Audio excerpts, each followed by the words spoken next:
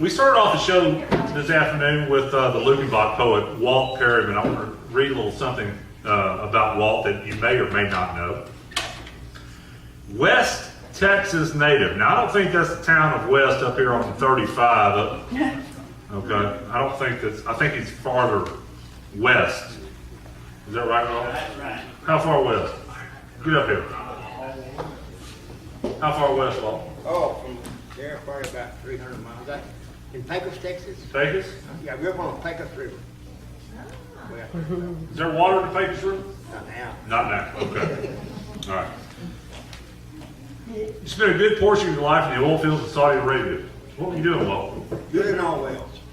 Drilling all wells. I have drilled all wells over there for many years. Okay. You found yourself in Luckenbach, Texas one day, doing what most people do when they go to Luckenbach, and that is drinking beer. I do that pretty good, yeah. Do you? Pretty good at that. Pretty good at that. Better than drilling oil wells? A lot more fun. Okay.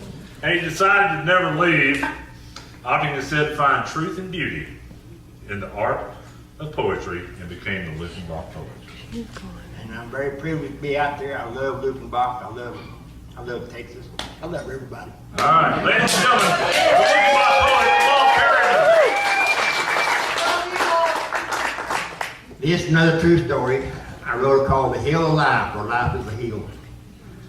When we were young, we seemed to have no fear. We tend to think we'll always be here. Therefore, we have many wasted days and wasted nights, and we think, well, it's no big deal. Let me tell you, all stuff changes when you start going down the hill. Now, coming up the hill, we're busy raising a family, trying to succeed. But man, when you go a hump, you better hang on, because life starts picking up speed. Now, on top of the hill, for a little while, you might feel a little bold. Then you wake up one morning and realize somewhere down the line, you've already gotten old. Like me, every time I have a pain, I think of old TV show, Sanford and Son. Because anytime I start hurting, I'll say, oh, I think this is a big one. And if you're not going downhill, you don't even know what I mean. Heck, I don't even buy bananas if they're very green. But I can tell you a few good things about going downhill. If you go to town and buy something, and they say it lasts a lifetime, well, party will. Another good thing about going downhill, and this is very true, people like kidnappers and that not going to be very interested in you. I realized I was getting over that when so antique store. That's when I realized all the stuff in there don't look so old anymore. I saw my old buddy in town, I said, buddy, how are you? He said, it all depends. I said, oh, you wear them too? But I do not worry about the future, and I do not dwell on yesterday's sorrow. I'm going to be happy and have fun today, just in case I get tomorrow.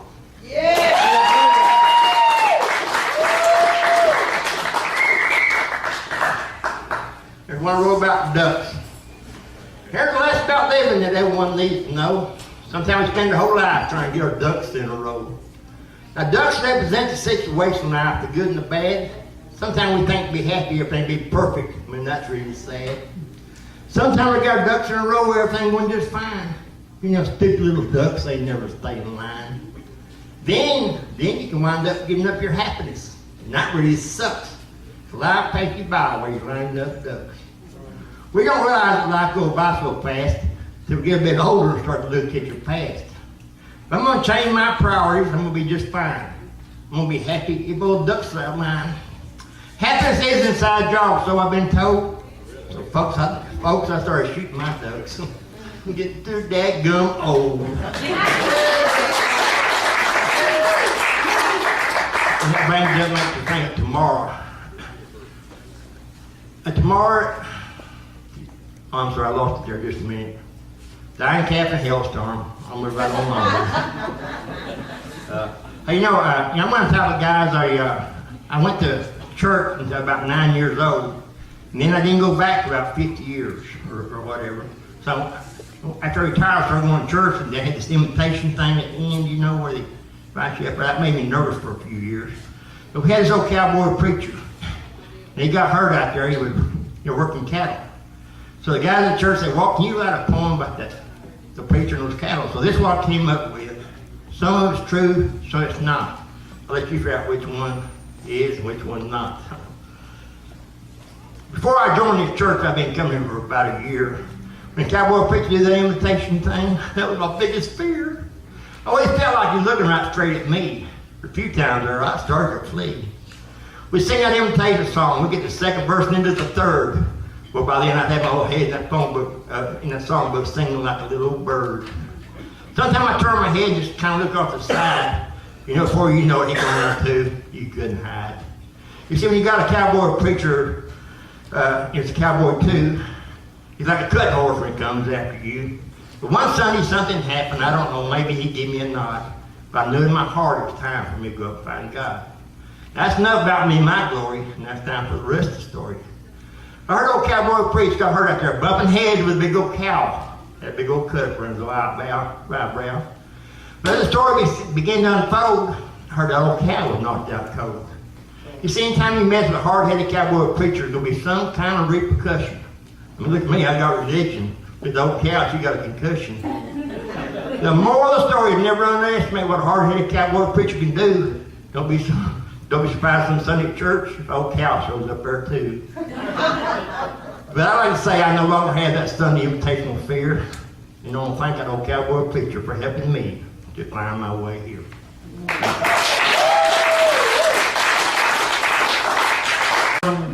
Walt Perryman. Y'all had never done anything like this. There's another true story I'm fixing to tell. I'm not like old Bill Clinton. I did in hell. Back in the 60s, me and some buddies was drinking beer riding around town. My mom was a little big fat one, started passing it around. There's much I had to admit, the first time and almost last to ever take a hit. We smoked a whole bunch of that stuff, drank a few more beers. Pretty soon I looked around, everybody in the car was laughing so hard about nothing, they all had tears. I remember putting in the driveway and ate 2 hamburgers and ordered one more. You know, laughing at all that food, my stomach was sore. My buddy bought him a brand new gold-plated roach clip thing to hold that little thing with, and he was proud of it. They got upset when I was down the road and I pitched out the window. That took the last hit. He made me pull aside the road and I came to a stop. My buddy went back down there down on all fours, looked for the little thing on the hop back top. And I felt bad about losing those things. I know it cost a lot of money. I mean, what's that over one hot blacktop? Now, that was funny. I don't do that stuff anymore. Stuff get you in trouble because that messes with your imagination. The reason to you about this now is I figure 42 years has passed. That you owe the imitation.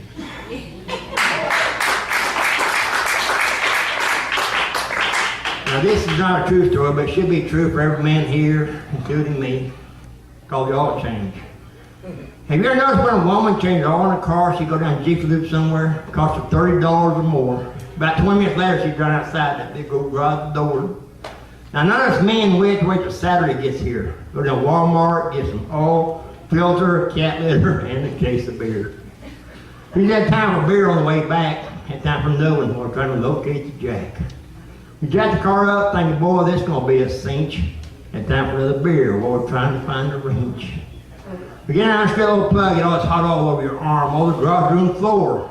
Heck, that ain't no problem, that's what the cat litter for. You break out the filter and slips, bust all the hide off your knuckle. It doesn't help any because your wife walking by about that time you can hear her chuckle. Get on top and pouring your first quart all while you're drinking a beer trying to ease the pain. That's when you remember you forgot to put a little plug back in the drain. You pick up the cat litter, you pour out the whole sack. Climb up there and put the little plug back. You jack down the car and you jack down the car. Take for a test drive, but you don't go very far. There you call your wife, you say, I'm in jail. She asks you why. I took for a test drive and I got DWI. You lay in jail thing for the rest of the night, and the oil change cost you $5,200. But at least you got it done right.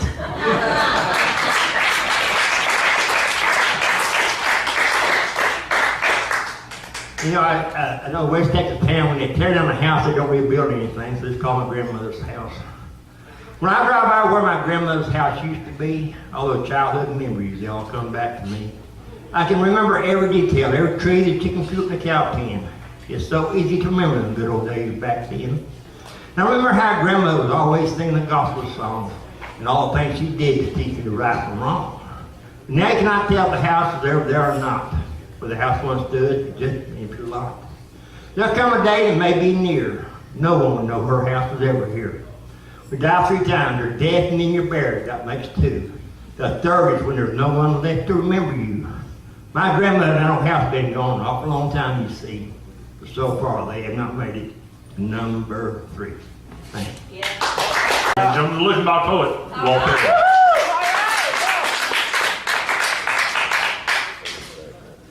Now, I know that many of you out there have been affected with the word cancer.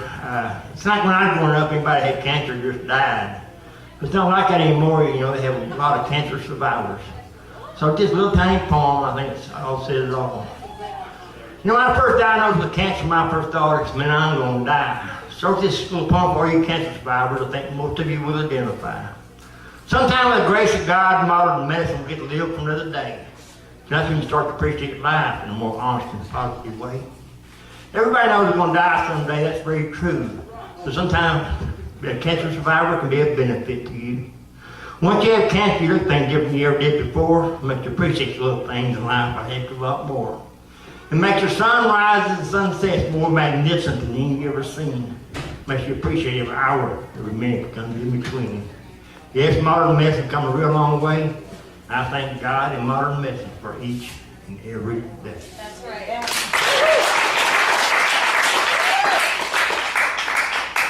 Our soldiers. This is to thank our soldiers, the old and the new. We all have our freedom because of people like you. And to all soldiers we lost in battle, I believe God bless the brave souls. Because I always believe that old saying, there are no atheists and foxholes. Now I wish I could say I know what y'all been through. We all know that would not be true.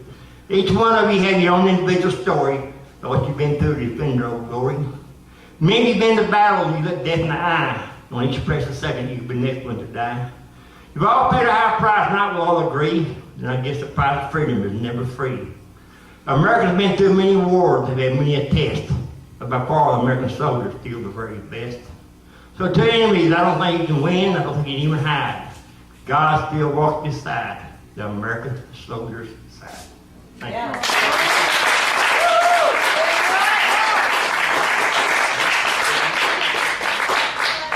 I'm going to do one more. And I'm back, I stopped by the roadside park to answer nature's call. When I went in the bathroom, there's only one in the stall.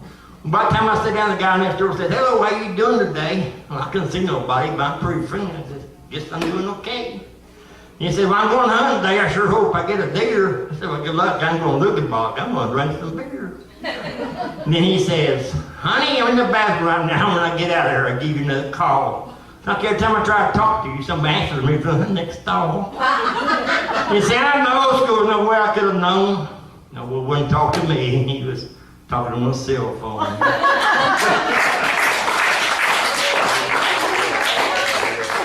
got to tell you my short story. Yeah, I almost forgot. There's a short story I wrote. We got to think about it. Food for thought. The short story. The name of this short story is called Miniature Horses. Why? Thank you very much.